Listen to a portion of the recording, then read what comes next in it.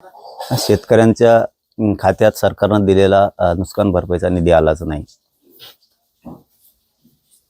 शेतकऱ्यावरती संकट आलंय, संसार उद्ध्वस्त झालेत, त्यांना हातभार लावणं ही जबाबदारी होती. पुन्हा संकटाचे भोग सरकारमुळे शेतकऱ्यांना भोगायला नको होते, परंतु आता सरकार शेवटी तात्पुरता आनंद देणारं सरकार आहे. आणि हे आज हे नुसते हेच नाही तर 75 वर्षापासून शेतकऱ्याच्या पदरात असेच पडलेत की फक्त आशा लावायची, द्यायचं काहीच नाही. त्याला एक मन सुद्धा आहे, पण आज चांगल्या दिवशी मला ते सांगायची नाही. नसता ते आशाला लावायचं आणि पुढं आहे बघा टिंब दाखवायची अशी सवय.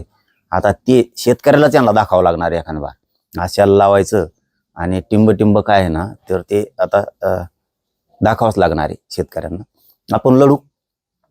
दिवाळी पाडवा भाऊबीज झाल्याच्या नंतर सगळ्या शेतकऱ्यांच्या राज्यात असणाऱ्या तज्ज्ञांना, अध्यक्षांना आपण अंतर्वलीत बोलून घेऊ, चर्चा करू त्यांच्याशी, आणि त्यानंतर मग राज्याची बैठक लावू मोठी, आणि तिथं तारीख आंदोलनाची डिक्लेअर करू.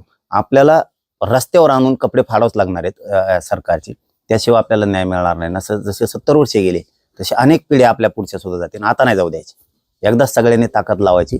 शेतकऱ्याच्या सन्मानासाठी आपला सन्मान सगळ्यांनी सोडून द्यायचा आणि शेतकऱ्याच्या सन्मानासाठी आंदोलनात उभा राहायचं.